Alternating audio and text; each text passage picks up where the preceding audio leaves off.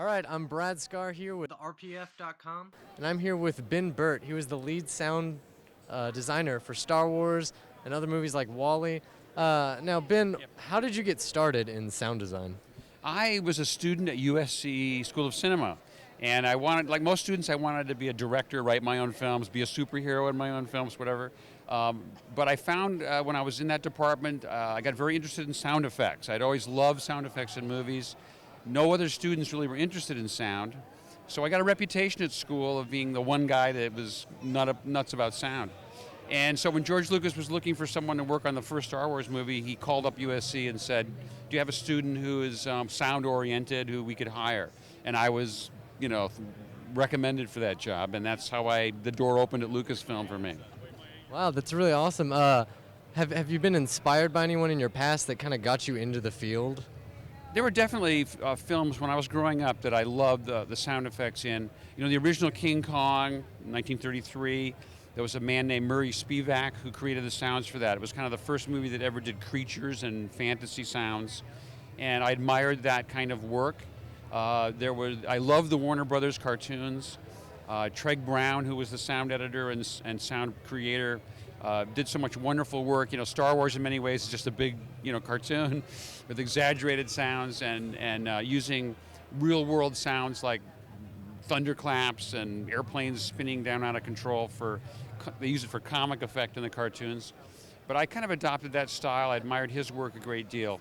Other films that science fiction movies like Day the Earth Stood Still or Forbidden Planet, which I saw when I was a little kid, the electronic tonalities in that scared me to death, but they were also fascinating. So a lot of those things collectively got me interested in what the creative role was of sound in movies and how it actually added to the visuals to make them something more powerful than just the pictures alone. Yeah, wow, that's awesome. So is it hard to keep making sounds and finding new sounds today? Well, if the assignment is to come up with another laser gun or spaceship, I find it hard because I've done so many, and I always want to try to come up with something new. But, usually the inspiration always comes from reading the script or seeing an early cut of a movie, and you can usually tell when you watch the film, you usually feel like this is going to be exciting or this offers new creative possibilities, something about the story, something about the way it's edited, tells you that sound can play a significant role. So that's kind of where it starts. And no, I think that I don't really find a lack of ideas with new projects. As I say, it really depends on the filmmakers and what they bring to the sound designer and how they, quite honestly, how much time and, say, budget they're willing to give you to develop things. It always does take time. You can't just pull these things off a shelf and stick them in. You've got to let it grow, and it takes time. So do you find yourself still going out in the world and finding sounds to collect just on your own? Yes, I have found the rule for me is if something I hear in the world around me interests me, catches my attention, then I better record it because I will find a use for it at some time. 2 weeks ago I went into a convenience store to get, a soda. I opened the refrigerator with all the cans, and there was a great broken or some kind of humming fan inside that was cooling the thing. It was a great sound. So I went back to my car, got my little tiny recorder, came back to the store, I opened the refrigerator and put my recorder inside, closed it, it's in there recording. So I walk around and pretend to buy something in the store and give it adequate time to get a good recording, and pick up my recorder and leave. So that kind of stuff goes on all the time, the gathering of things around us. That is devotion. Now, did any sound designers that are up and coming now that are new, do you see yourself in any of them? Well, I don't meet too many young new sound designers in the work I'm doing. I know there are many. I'm kind of in a group of men and women who I've worked with for years. We're a little bit the older generation, really. Obviously, I am. So I'm not in contact with a lot of the younger people. So I can't say that I see some people like myself.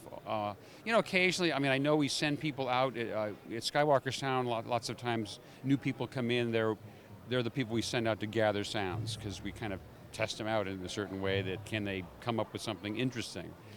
And I do see their excitement. I see them going out and recording many of the same things I recorded 30 years ago. And I don't stop them and say, we've already got a good recording of an elephant. Why don't you go out and see what you can get? Because they will get something new. and each artist will hear it differently, or just through circumstances will get something different. So I would never discourage anyone from going out and building up their own collection, because that will be the backbone of the creative work you do. Yeah, wow. So has the digital age changed how you make sound and what you do? Well, having everything digital means it's a convenient kind of technology, in that you can maintain quality without loss of generation like we used to have. On my laptop, I can sit there and do a lot of sound design that would have taken a whole studio full of equipment 30 years ago. And so it's a more portable, more intimate to the artist. You know, I can sit alone in a chair. I can sit in bed and sound design. That's not a good idea. Should be sleeping. Comfortable. Or yeah, it's comfortable. That's too comfortable. But the digital age has made it really convenient and accessible to anyone who can just purchase some of the basic applications and put them on your platform.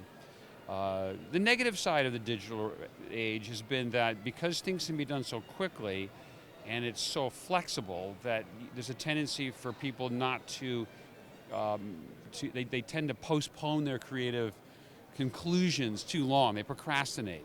They know that, well, I can come back tomorrow and change it, or later I can come back and change things.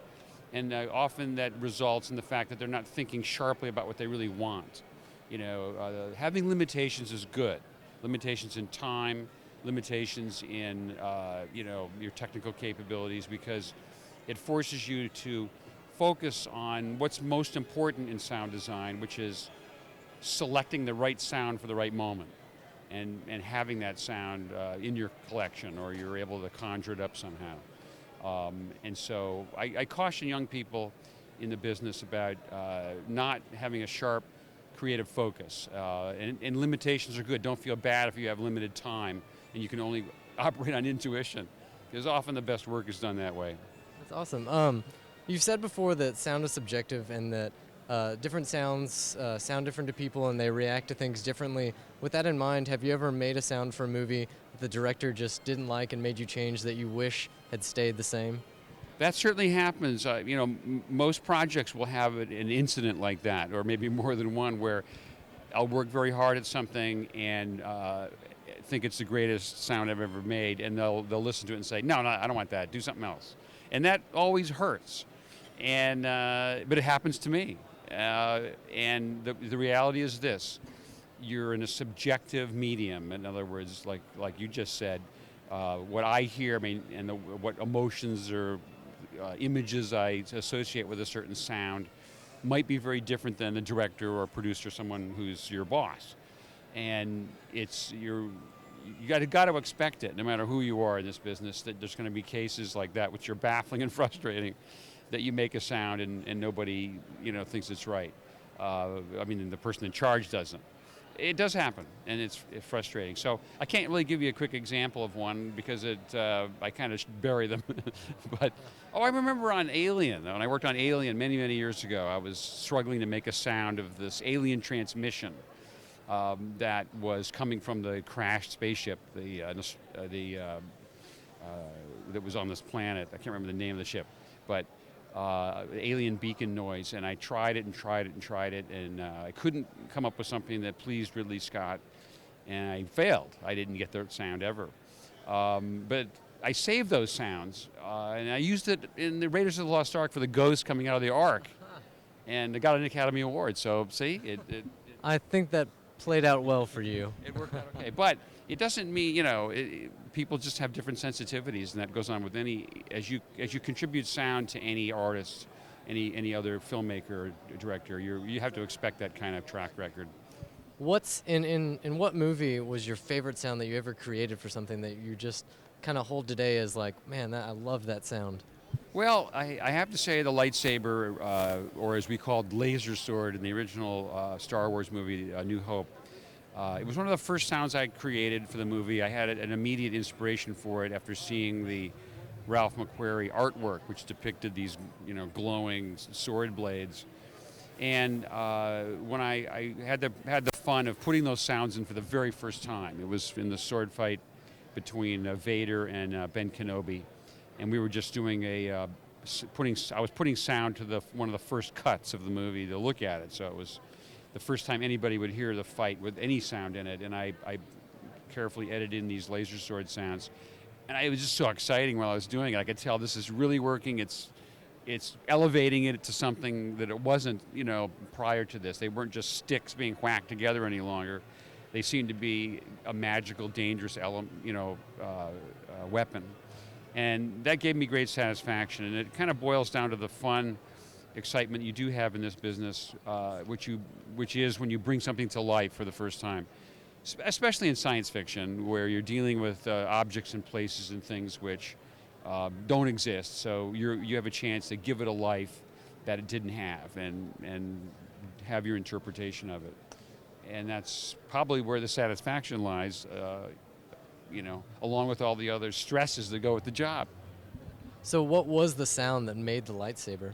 Well, it was a combination of two sounds. I recorded a motor on a motion picture projector. I was a projectionist as a part-time job at the time. And there was a motor in the booth of this projection booth that just had a hum to it when it sat there idling. And it was a magical kind of musical tone. I recorded that. I thought that was a great sound. It didn't sound quite dangerous enough, and I recorded by accident, I had a broken microphone cable.